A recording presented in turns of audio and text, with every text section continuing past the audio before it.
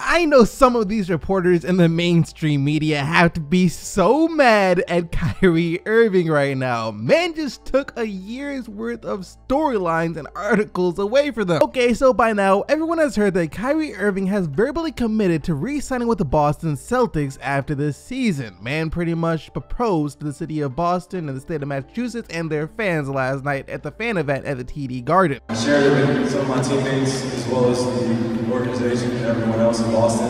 You guys will have me back. I plan on re-signing here next year.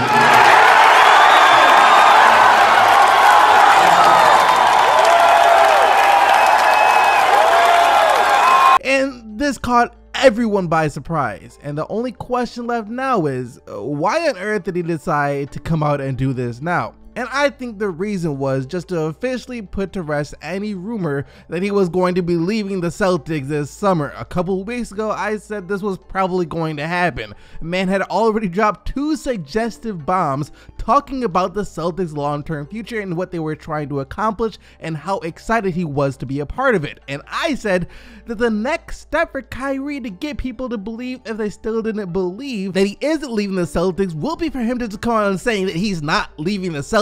And now look, guess what happened? It happened. He said he's not leaving the Celtics. And like I said, I believe he did it to shut the mainstream media up about it, make his teammates feel at ease knowing that he's not going to leave them, make the fans feel at ease knowing that he's not going to leave them, so they don't feel like they have to try and recruit him, butter him up, you know, make him feel good about being the Celtics. He wants to know, yo, I'm here for the long run. You guys ain't gotta do nothing about this. You showed me last year that I'm going to want to be here for the long run. So yeah, he did this to put this whole thing to rest, or at least he thought he did. He thought he would put it to rest, but I guess he didn't. As get this, some people in the mainstream media are still trying to convince others that Kyrie Irving is going to leave the Celtics this year after hearing his proposal. I 100% believe Kyrie Irving, that he woke up this morning believing, I want to be a Celtic for life. I can believe that and still believe the door is wide open, and I do believe the door is wide open for Kyrie Irving to be playing somewhere else next year. You have got to be kidding me.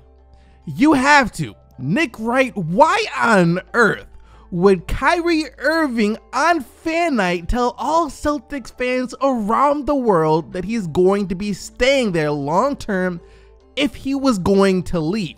Why would he sign himself up to get hated like that? Why, on impulse, like you said it was, would he just be like, you know what, Day, I'm gonna say I'm gonna be here long term? Who would do that? Who in their right mind would do that? Because we all know that if Kyrie Irving were to leave the Celtics in free agency after this year, it wouldn't be a good look at all. Guy would never be able to live it down. So I just want to know, what else does Kyrie Irving have to do in order to get people to shut up about the idea of him leaving? I don't know what he has to do. I guess some people are just dumb. So the Los Angeles Lakers managed to get their first preseason win yesterday over the Sacramento Kings in a game where Brandon Ingram got to start at point guard since Rajon Rondo was out due to rest. And Ingram isn't unfamiliar with playing the point guard position, as towards the end of last year, the Lakers did the same thing once Lonzo went down with his knee injury, and that was the time that Ingram really started to look like he was going to be a future star in the NBA. So with that being said, no one should be surprised at all at how great Ingram was yesterday when he got to start at the point guard position for LA, as he had arguably one of the best game of his career, honestly, scoring 31 points on 10 of 15 shooting, got to the free throw line 15 times, and also grabbed 9 rebounds while also playing really good defense. And yo guys, this is probably one of the players that I'm the most excited about for this upcoming season. I just want to see how good he's going to be and what he's going to be able to do this season, since a lot of how the Lakers perform this year is going to fall on how good he is, if you were to ask me. In order for the Lakers to become actual threats in the West, this is going to have to be the year that Ingram breaks out. And according to LeBron James, it will be, as after the game yesterday, he said this is the year for him. I know know what his abilities are. Even just being around him for these first few weeks, every big shot we needed, every big play we needed, he made down the stretch, and I love seeing his growth. It's hard for me to predict how good Brandon Ingram could be. You know how for some players you can kind of see their potential and the limit of what they could become? For example, looking at De'Aaron Fox, and you can see him becoming something like another John Wall. You look at DeAndre, and you can see him being a dominant force inside like Embiid. You can see the potential in some of these young players out there, but I can't do that for Brandon Ingram at all. I know at the very least, he's going to be a good player. He's already a really good player. We can start on any team in the league, but of course, he still has the potential to be a lot better than that too. So I'm excited to see what kind of player he becomes playing next to LeBron this year. That being said though, I do have to say though that some of you fans out there need to learn something. See, this comment right here, comments like this are the most disrespectful things that you can say about a player, implying that Rajon Rondo, who didn't even play yesterday mind you, and LeBron James are the only reason that Ingram is going to be good this year. First off, the man was already good last year, and then on top of that, he was putting in the work this summer to get better. So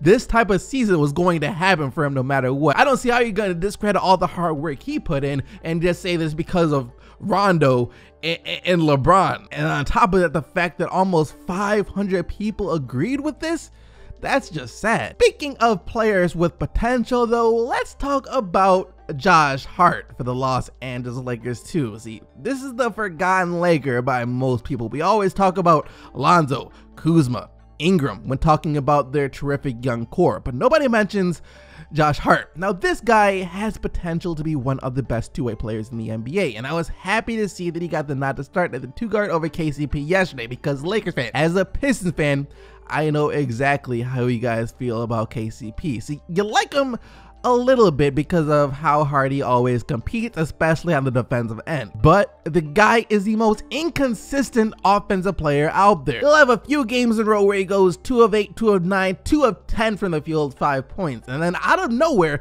he'll explode for 30 on 9 of 11 shooting. It's just never a consistent 15 a night or anything like that. So I think he's best suited for a role to come off the bench, and on nights where he has it going, he can get some extra minutes and extra touches. But in the long run, Josh Hart should be the starting 2-guard for LA. And I think former NBA player now David West agrees, as he pretty much said that Josh Hart is the reason that he decided to retire this year, as after Mark J. Spears of ESPN acknowledged Hart by saying, "Better late than never, but it's time we start talking about Josh Hart in the same regard as the other young Lakers, Ingram, Kuzma, and Ball are spoken of." David West replied by saying, "You asked me if I knew her during the year. This little mofo stood me up in the post twice. Hips were tripping that night.